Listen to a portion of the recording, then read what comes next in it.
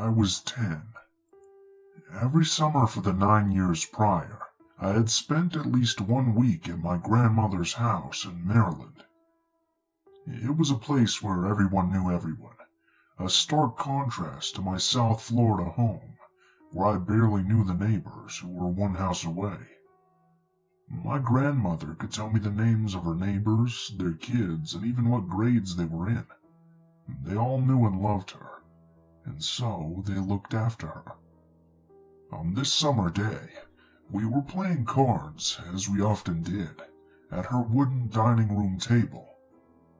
She lived in a red brick house that had a crawl space under it, so it was slightly elevated off the ground. One of the things I loved most about being at her house was the way that she would wake up every morning and open all the blinds to let the natural light shine in. As soon as the sun would set, she would close the blinds and we would retreat into the comfort of the lamp-lit, green shag-rugged living room to watch the evening news. This day, however, we started playing cards while the sun was still up, and being wrapped up in the game well until after the sun had set. The phone suddenly rang, interrupting our focus. I jumped up, excited to answer. Hello? I didn't recognize the voice on the other line. All I could identify was the urgency in their pitch. Yes, can I speak with Mrs. C, please? Yeah, hold on. Grandma, it's for you. Who else would it have been for? She was the only one who had lived in that house for the last 12 years, since my grandpa had passed away. I sat at the kitchen table, closer to the pantry, where she kept her phone, and watched her with eager, curious eyes. I waited for her to tell me who was on the line, or for a hint in the conversation that might give it away. But she didn't tell me. In fact, the only thing she said before she hung up was, "Oh my. Okay, thank you." What could this be about? Granny, who was that? She wasn't paying attention to me.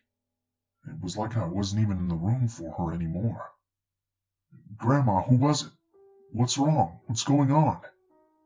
The urgency had transferred from the caller, through my voice and into her eyes. Her face twisted as she picked the phone up, this time to call the police. I grew worried, scared. The world felt like it was dissolving around me, but I didn't know how or why. I didn't even know it was the police she was calling. I just had to listen to her have the conversation to try and figure out what was even going on. Hi, yes. Can you send someone to my house on Elmbrook Drive?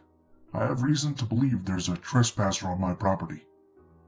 I strained to hear the response of the person on the other line, but all I could hear was my grandmother's now labored breathing. Okay, thank you. Again, she hung up the phone. By this time, I had started crying, feeling panicked. Again, my questions went unanswered, as she picked up the phone to call her next-door neighbor. Hi, sorry to bother you, it's Ola. Can you come over? Please bring your... She looked up and saw me as she closed the door. I could no longer hear what she was saying, but I distinctly heard the word gun. Things were getting real and fast. A minute later, she emerged to address me. Sweetheart, let's go to the bedroom. I need to meet Mr. R for a minute, and I just want you to stay in there until I tell you to come out, okay? What's wrong, Grandma? Why did you call the police? It came out in fractured segments as I caught my breath from all the crying. I'll explain everything soon enough. I sat in the bedroom and looked through the blinds to watch for the neighbor. A weak flashlight appeared in the yard from the left. It bounced up and down with each of his steps. Next to the flashlight, I could see the barrel of a shotgun, something I had only ever seen a handful of times, each one equally terrifying. The light bounced past the front door, and beyond the garage where he faded away from sight. A few painstaking minutes later, he was back at the front door and knocking. I heard my grandma let him in, muffled voices back and forth. She came and let me out of the room then. I still had no idea what was happening. My stomach was in my throat, my head pounding from the scared tears I couldn't stop shedding. I sat on the couch as the neighbor explained to my grandma that he would stay with us until the police had arrived, but that he believed that we were now in the clear. As I looked around, I noticed that the once open blinds had been hastily and haphazardly closed. Moments later, the police arrived. Like the neighbor, they walked to the back of the house with their lights and guns in hand. And when she spoke to them, I only heard bits and pieces. We were playing cards. The neighbor from across the way called on the phone. Watching us through the window. Called you. The police explained that the property was clear, but took us outside to show us where the man had left footprints in the mud, from the back gate leading up to and away from the window that sat at the end of the dining room table. There had been a man in the window watching us as we played cards. The neighbor to the back and across the soccer field had looked out their window to see the shadowed and hooded figure, backlit by the light from our open blinds. He had climbed atop a toolbox and sat below the window, just getting a clear sight of us. What he was planning, I'll never know. He must have been spooked by the phone call or a disruption in our game. I'll always be grateful for that neighbor who called, a neighbor that I never met.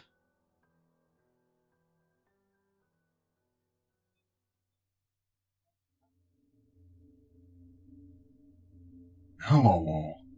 Fairly new to Reddit and just discovered this forum, so please feel free to delete this if it doesn't fit the criteria. Also, this might be a little long, so I apologize, but I've never written this out before and never will again, so I figured I might as well tell the whole thing for myself, if no one else. This is the only creepy/scariest thing that's ever happened to me in my life, which is probably why it stands out so much in my memory. In hindsight, the location and general isolation probably made it seem much scarier than it was, but at the time it felt like I'd stumbled into the opening scenes of a full-on horror film. Anyway, here's the story. Just over 10 years ago, I was fresh out of college, and I moved back to my parents' house for the free rent and food for 9 months or so, before I was leaving the state for graduate school.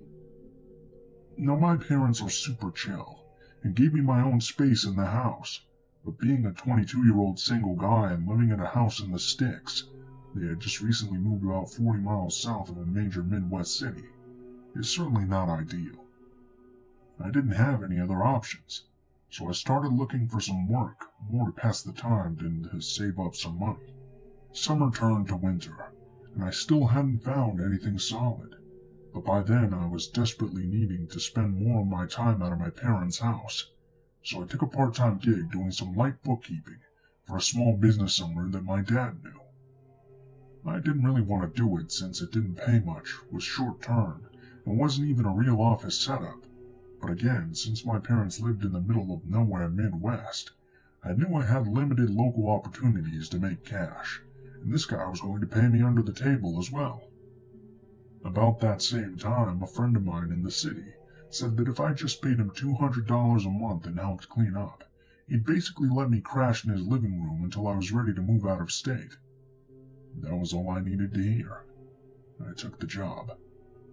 So my dad's friend's family had a construction-type business. They helped out with building stuff a little, but it was ultimately more focused on renting out a few bobcats and large augers they owned. Also other various drills, and then odds and ends like generators and other low-level construction or farming equipment that someone in that area couldn't afford to purchase but might need to use from time to time. This was a pretty small mom-and-pop type thing, where everyone knew everyone and the office only opened on days when someone was coming by.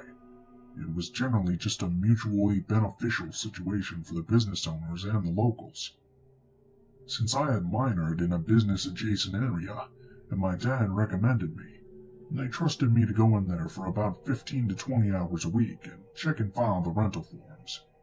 Make sure nobody missed a payment date if there was a payment plan in place, or answer an email or two discussing the prices and availability. A super easy gig. The old building where I worked was about, I think, 90 years old, and at the top of this little hill. The downstairs used to be an old country bar until the 1970s, when this family bought it cheap, cleared out the bar, and fenced in the property to use its parking lot area to store all their rental equipment and gear. I could generally come and go as I pleased, work any hours I wanted to as long as the work got done, and so if things were slow and there weren't any rentals for a couple of days, I'd usually go in after 7 and stay until around midnight or 1. I knew I'd be alone and could listen to music loud and take my time and all that. The office where I worked was on the second floor of the building above the old bar and looked out onto the long driveway. From my seat, I could easily see out the window, and once or twice I saw a family of deer or a raccoon scamper by.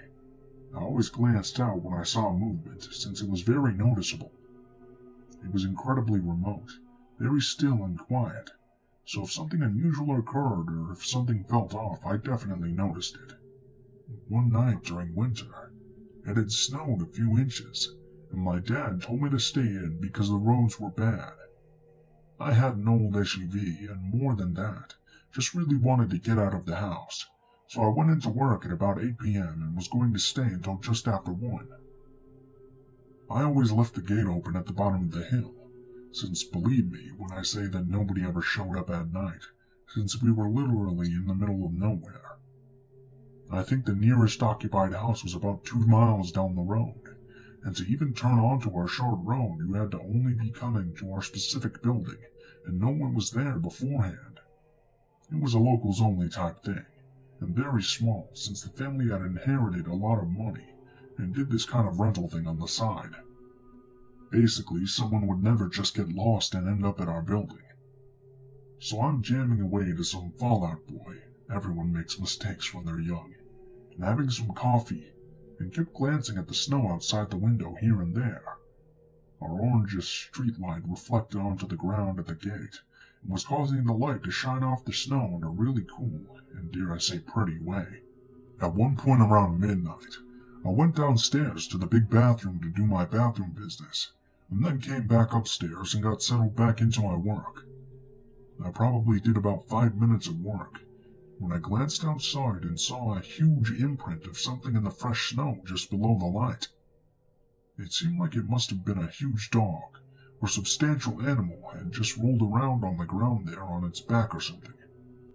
Since I didn't notice it just 15 minutes before, it had to have happened while I was in the bathroom, or maybe when my back was turned, since I would have seen that type of movement for sure. I shook it off and assumed a dog or maybe even a farm animal had gotten loose, and maybe was attracted to the light or something. Who knows? At around 2 in the morning I was leaving, and as always I got out of my car to lock the gate up. To be honest, I had pretty much forgotten about the imprint in the snow. But when I looked down, I was shocked to see that it wasn't just some disturbed snow, but was undeniably the imprint of a human-made snow angel.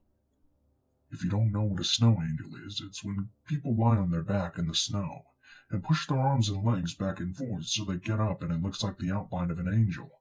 I used to do this when I was a kid, so I 100% knew for sure that's what it was. It was deliberately made underneath the light post, but it wasn't from a kid. It must have been a very large person, or at least a normal-sized adult wearing tons of layers of big winter clothing.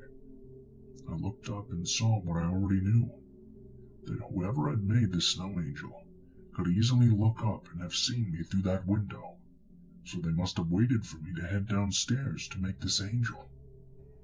I definitely would have seen or heard if someone drove up to our building, even if I was in the bathroom, so I knew someone had to have walked deep into the freezing cold and snow for a few miles, stopped in front of our building, and then did a snow angel in the small amount of time I wasn't sitting in front of my desk window. I glanced around for tracks in the snow, and I saw that there was one set that led to the nearby woods to the right of the building.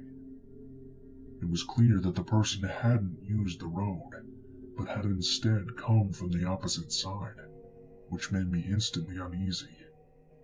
That side was just trees and darkness for miles and miles.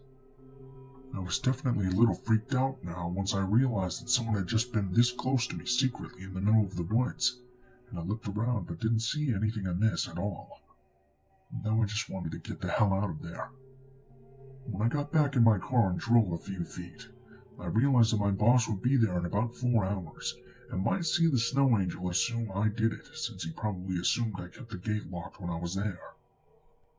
It wouldn't have been that big an issue at all, but I was young and felt like I might be made fun of by him if nothing else. They were all manly men, and I liked books.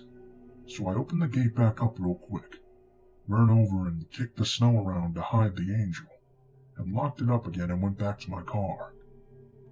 I almost lied here and said something else since it might seem fake. I assumed the average person wouldn't get back out of their SUV and not just flee in their car because they'd be embarrassed about a snow angel. But at that time I was very insecure and cared a lot about what others thought, so unfortunately that's what I did. Also, I wasn't exactly fully terrified at this point, even though it was certainly unsettling. I just thought it was really weird, and could have maybe been an illegal hunter. Either way, the imprint was made 2 hours earlier, and I assumed by this point they were long gone. But that's when I heard it. When I was getting into my SUV, there was the loudest high-pitched laughing coming from deep in the woods.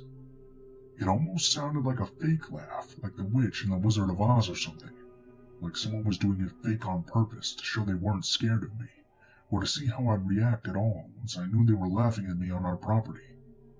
It was close enough that I knew they could see me, but I couldn't see them at all since other than the streetlight I was under, there was no illumination. After a few seconds of the laughing, they stopped, and then it was just silence everywhere, except for the beating of my heart through my ears. Then the laughing started again, though louder this time, more like screaming than laughing. I sort of froze for like 5 seconds, listening in panic. I spent a lot of time in that area, and I know what coyotes and foxes sound like at night, with their high-pitched screeches during mating season, so I can't completely logically rule that out. But honestly, it felt like it was an adult man trying to emulate a woman, like someone was deliberately trying to make a fake scary shriek in order to scare someone. Well, it worked. After that 5 seconds, I was immediately filled with adrenaline. I got in my car and drove the hell away from there as fast as I could, without sliding off the road. Back at home, I was up all night trying to figure it out, and told my parents the story when they woke up. After talking it out, we decided it was one of two things. It was either my brain somehow convincing itself that the snow formation was angel-shaped when it was really just caused by an animal, and then the snow tracks and laughing had just come from a coyote or red fox, though I don't think that's what it was. What I truly believe, the second thing, is that some person was out walking around for some reason and had decided to fuck with me. I didn't have any close friends left in that area that would do this, and if they did, they would certainly have brought it up to make fun of me for speeding away in terror. I found out later that the nearest house on that side was a very old couple, so I highly doubt it was one of them, which means whoever it was went out in the woods in the night in the freezing cold just to mess with a stranger. I don't have any mental issues or family history of them. Didn't do drugs. I drank socially sometimes at the time, but certainly hadn't that night. I also don't believe in the paranormal, so I never once gave that a thought. I knew in my heart that someone was out there. I worked there another 6 weeks or so and never had a single issue, though I knew where my boss kept his gun, and I always made sure it was there when I started my shift. I certainly always locked the gate from then on. Thinking about this experience that night, the part that freaked me out the most was that he had to have waited around for me to leave for about 2 hours, just for him to do that laugh. He didn't know me. I could have been crazy and the type of person to get mad and try to find and attack him. Yet he didn't seem scared at all, or to care when he tried to mess with me. For some random person out there, this is probably a story he tells from his point of view, to make all of his friends giggle hysterically. But for me, that dude, the one I call Angel in the Snow Guy, the one with the laugh I'll never forget. Let's never meet.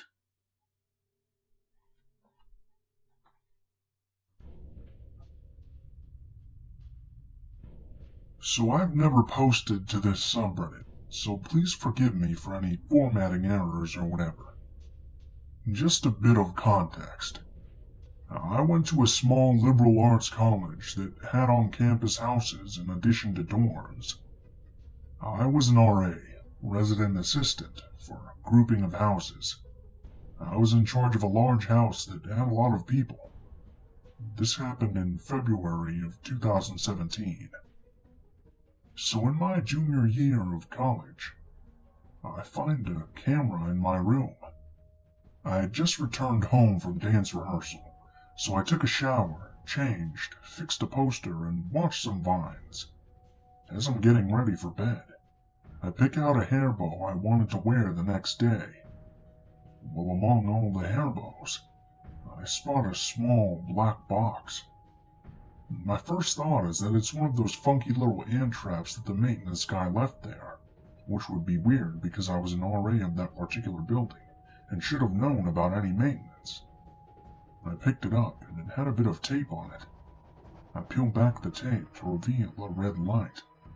Well, fuck. I flip it over and find some words. I don't remember exactly what it said, but it had the make and model of the camera. At that moment, I realized what it is, and my heart drops. I run down the hall to my two good friends' room and show them. We find there's an SD card still left in the camera. We want to look on it, but none of our laptops have an SD card reader. No biggie. My friend works at the library and says she'll rent a reader from them. Next day I come home from classes and take a peek at what my friends have found. Footage of me and several other girls in assorted buildings and rooms. There was no compromising footage of me, for which I'm very thankful, but there was footage from some other girls of the building peeing, brushing their teeth, and all sorts of other stuff. I didn't see all the footage, so I don't know exactly what else was on there. They then show me footage of the person hiding the camera. Yeah, you read that right. The person who hid the camera recorded themselves doing it, and I recognized them. They were another RA on the same staff team as me. At this point, I'm freaking out. I call our boss, who's doing interviews for next year's RAs, and go, "Dude, I have to talk to you right now." I tell him the situation, and he seems pretty calm. Says he'll take care of it, but he needs me to come to his office later that night. I say okay. The next part of that day was excruciating. I had to go to a dinner meeting for a campus organization I was president of. I was worried the person might come back and take their camera while I was gone, so I grabbed it and took it with me. My freshman year roommate was there with me, and on the drive home she asked me what was wrong. I told her and showed her the camera. As we were sitting in the parking lot, someone is walking towards my building. Who should it be but the fucker who hid a camera in my room? At this point, I'm having a full-on panic attack. My friend says she'll cover for me. She'll watch the house while I get out of there. I just book it away as fast as I can. I hid in another building until she let me know that he was gone and away. At this point, I meet with my boss. I tell him what happened, and he looks at the footage with his boss. I answer questions for campus security. Then I answer questions for the city police. My boss and I go back to my house to make sure there were no other cameras. They take the guy in question and put him in a detaining center of sorts. They keep him in an unoccupied suite in a dorm on campus. I don't sleep well at all that night. The next morning, I get no update of what's going on. I'm looking over my shoulder every 5 seconds, and I'm absolutely terrified that he's loose and going to come after me. And then I get a call. He's not allowed out of the room. I have to answer more questions for another police officer. And they tell me what they learned from him. He'd begun his voyeuristic shenanigans by hiding the camera in one of his fraternity brothers' rooms and managed to film him having sex. At this point, he went and hid the camera in the woman's bathroom and the bedrooms of his female students. I don't remember how many, but there were at least 7 people filmed. They arrested him, and he was in jail for 3 days, then released to get his stuff and go to his hometown until they had the school trial. During this time, the school has to tell our staff team that he'll no longer be there for the rest of the year. They refused to tell the team what happened, or to let me tell anyone. They said it was so that he could leave with his dignity, as if he deserved it. Months go by, and after many meetings with assorted people, they have his trial. He's expelled. A year later, he has his legal trial with the state the school I attend is in. I was never informed of the results. I still need to call the police station. This was a few months ago. However, I did receive a restraining order in the mail. Somewhere during this mess, I figured out how he got in my house and how he hid the camera. He got into my house because he had been granted keycard access. I lived in a weird large house without key cards and not keys. He was granted this access because one of my residents needed help getting her stuff out for storage, but had accidentally mailed her keys and keycard back home. Apparently, security thought the best way to handle this was to give him a keycard access to her house. He knew exactly when I wouldn't be in the house, because the night it was hidden we had a staff meeting, and I told our group chat I would be leaving a few minutes early to pick up snacks. He knew where I was going, and that I wouldn't be home. It sickens me to think that before he hid that camera, we were laughing in rehearsal together, and after he did it, we were joking around at our staff meeting, just acting totally normal, as if he didn't just violate my privacy.